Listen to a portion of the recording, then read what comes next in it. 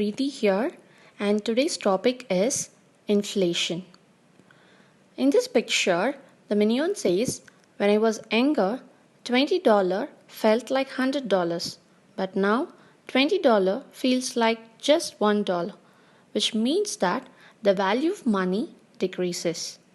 So before going to this topic, let's discuss a few things. This is Divaka Education Hub, where they take UGC NET Management online classes for June exam 2020. You can try demo classes here. Also, they target UGC NET June exams. You can get study material and online classes for commerce, management, economics, education, and HRM.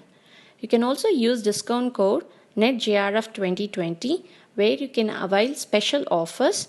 You can call or WhatsApp to this number 731 076 2592. Let's go to the topic, inflation. Under this topic, we cover concepts, types, and measurements. So, inflation. Inflation means increase in the general price level of the products. Definition: inflation represents the rate or the speed at which the cost of goods and services increase over a period of time. It means that if the price level increases of one product, then it is not inflation. If the price rise increases to most of the products, then we say it as inflation. This picture shows that the price level increases where you can buy less number of goods. Coming to the concept of inflation, the money in our wallets can purchase less goods and services than before as prices increase. It means that the inflation is not high prices but increasing or the rising price levels. Example, let's consider last month 2 balloons cost rupees 10 and this month 1 balloon cost rupees 10. In the above example, the balloons or the product are reduced from 2 to 1, which means less goods.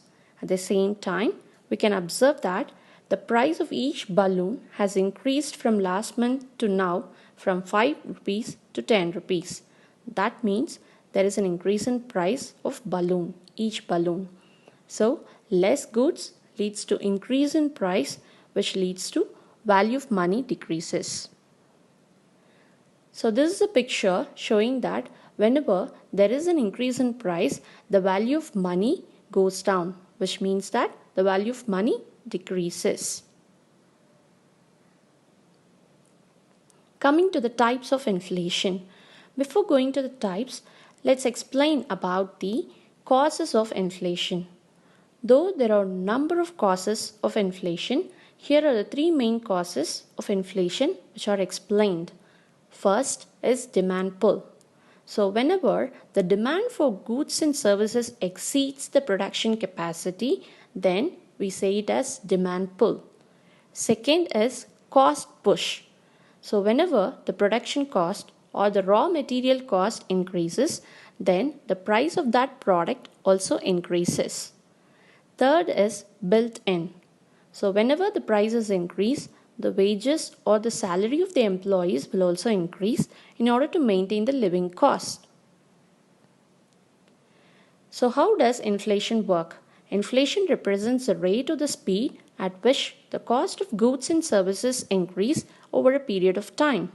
For demand pull, there is an example of sneakers, that is shoes. When there is less demand, it is just $100.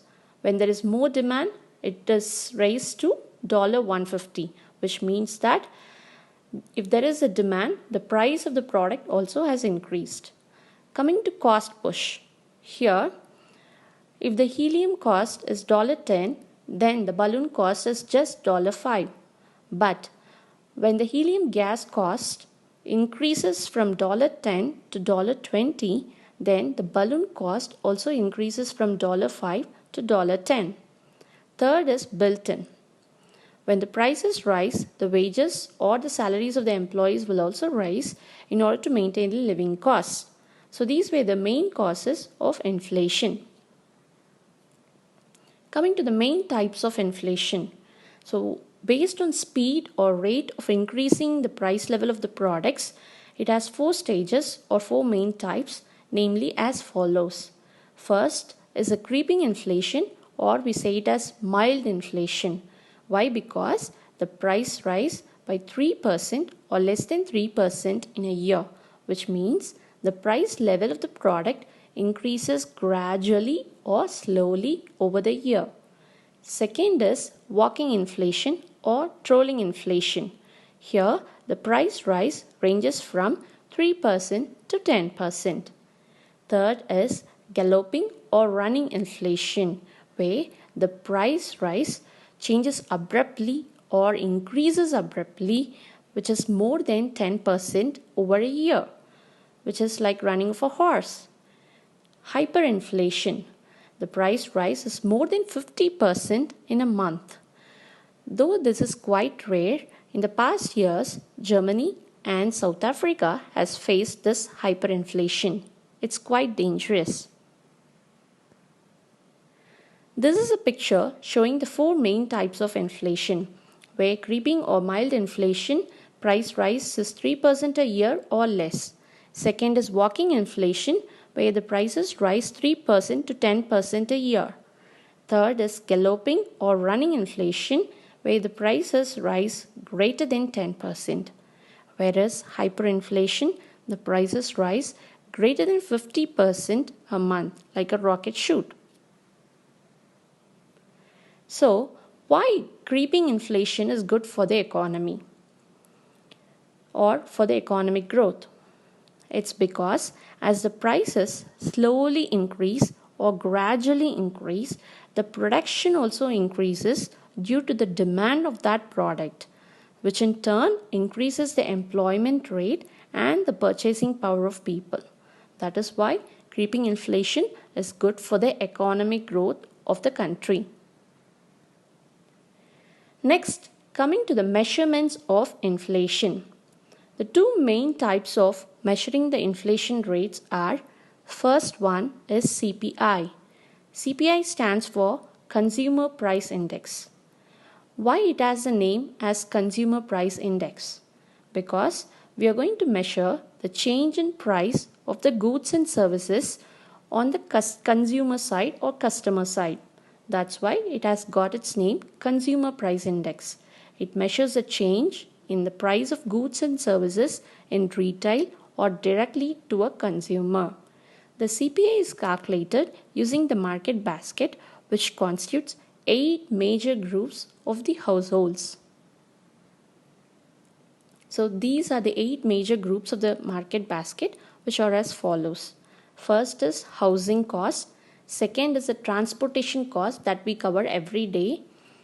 Third is the recreation cost, which includes going to gym, parks, sports, all those expenses comes under recreation cost. Fourth one is other goods and services, example saloon, spa, etc. Fifth one, all the education and communication costs comes under this category. And next is medical care, where all the personal and the medical care expenses comes under this category. And next one is food and beverages, all the groceries, fruits, vegetables, all those expenses comes under food and beverages. And last one is apparel cost, which is nothing but the clothing cost. So this is a picture shows the CPI components. CPI first component is food, beverage and tobacco, which also includes cereals and products, pulses and products, oils and fats, milk, egg, fish, meat. These are the things that we use it every day. Sugar and spices, fruits and vegetables, beverages, tobacco, and also it includes prepared meals. Second component of CPI is fuel and light. So the light appliances that we use every day in our home and the fuel that is for transportation. Third is the housing cost. Fourth one is for clothing, for bedding or footwear. And fifth one includes education, stationery items, medcare, personal care, amusement park expenses, transportation cost, and all the communication cost. So these were the 8 components of CPI or Consumer Price Index. So based on these 8 components only, we are going to measure the market basket cost. So Consumer Price Index can be calculated as cost of market basket of the given year divided by cost of market basket of the base year into 100. Using the CPI value, we can calculate the inflation rate as inflation rate equals CPI of 2 minus CPI of 1 divided by CPI of 1 into 100, where CPI of 1 is the CPI in the previous period and CPI of 2 is the CPI in the second period. The second method of measuring the inflation rate is PPI or WPI, where WPI stands for Wholesale Price Index. Why it has got the name as Wholesale Price Index? Because it measures the average change in the price in the sale of goods only on the wholesaler side. That is, it measures the average change in price in the sale of goods only in the bulk quantity by the wholesaler. India is calculating PPI for each and every month. The PPI is calculated taking into account of the primary articles, fuel, power, and manufacturing products. It includes 676 items for calculating the inflation rate in our country.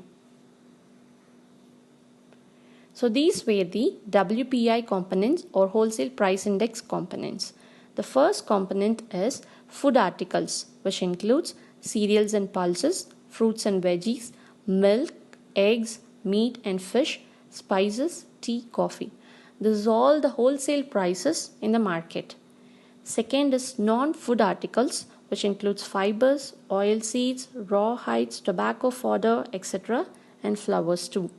Third, minerals, metallic, non-metallic and crude petroleum. Whereas the fourth one is a fuel, which includes electricity, coal, mineral oils and LPG gas cylinders. The other component of WPI is manufacturing goods, which includes beverages, tobacco, textiles, wood and paper, chemicals, non-metallic mineral, metals and alloys, machine tools and transport equipments. So, we are going to calculate the wholesale price index based on this WPI components. Using the WPI rate, we are going to calculate the inflation rate, where inflation rate equals WPI at the end of the year minus WPI at the beginning of the year divided by WPI at beginning of year into 100, where WPI is wholesale price index. So using these two methods, CPI and PPI or WPI, we are going to measure the inflation rates, which is in percentage. Coming to the effects of inflation. Now consider that the inflation rate has increased, which means that the price level of the products increases gradually. So what will happen after the inflation rate increases? That is called the effects of inflation. So the inflation has multi-dimensional effects on an economy.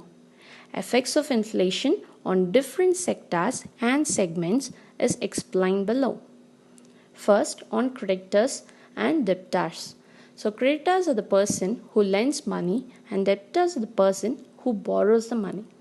So on the basis of creditors and debtors, inflation redistributes wealth from creditors to debtors. That is, the lenders suffer and the borrowers benefit from inflation. This is how? This is true assuming that the salaries or the wages of the employees would also increase due to the price rise.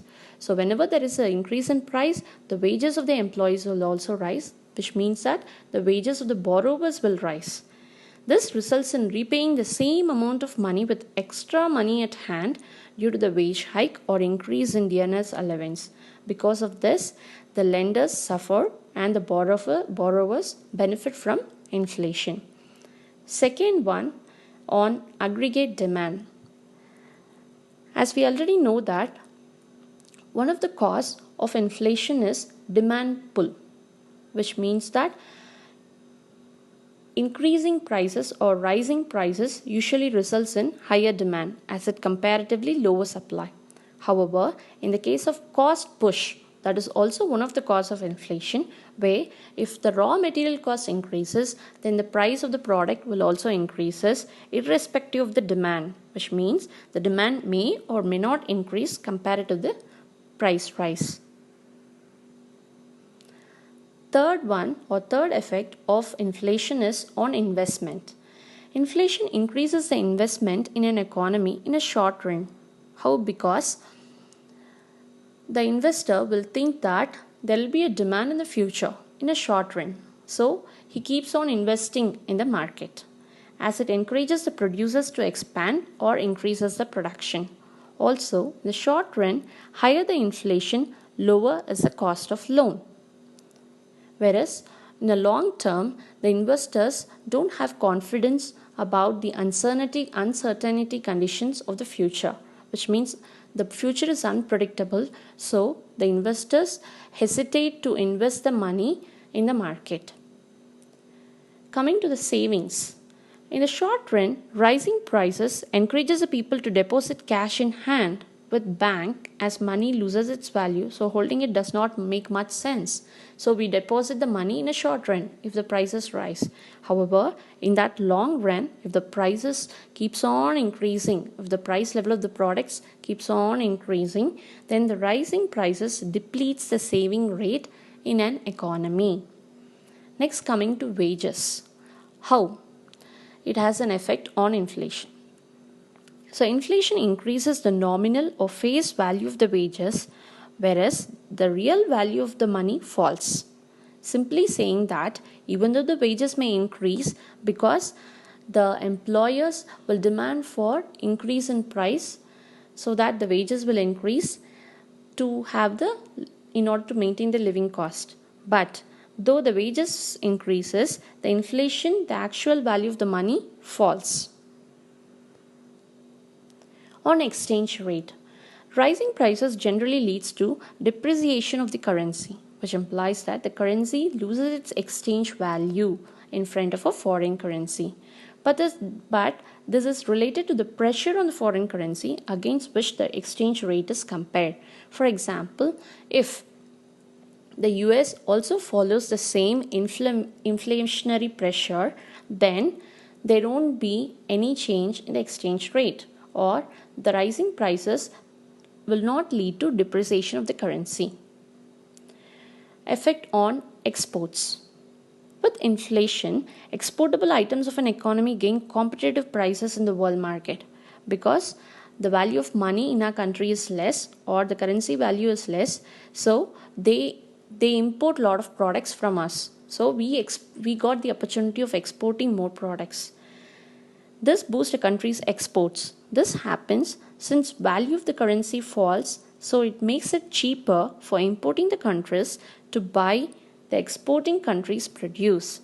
So export will improve or the country's exports will be boosted up.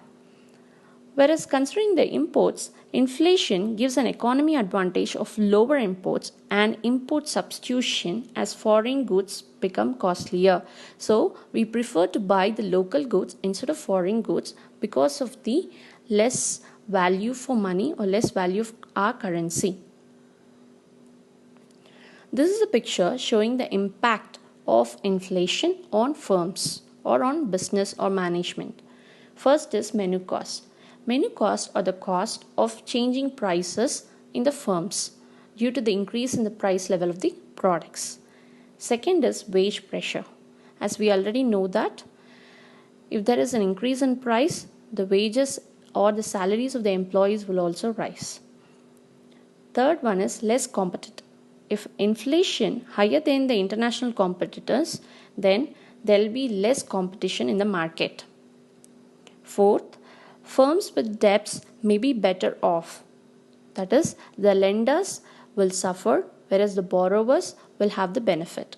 So the real debt levels fall. Fifth, less confidence to invest. In a short run, the investors show interest to invest in the market because of the demand. Whereas in the long run, due to the uncertain conditions of the future, they show less confidence to invest in the market. 6. Cost push inflation. This is one of the causes of inflation, where if the raw material cost increases, then the price level of the product also increases.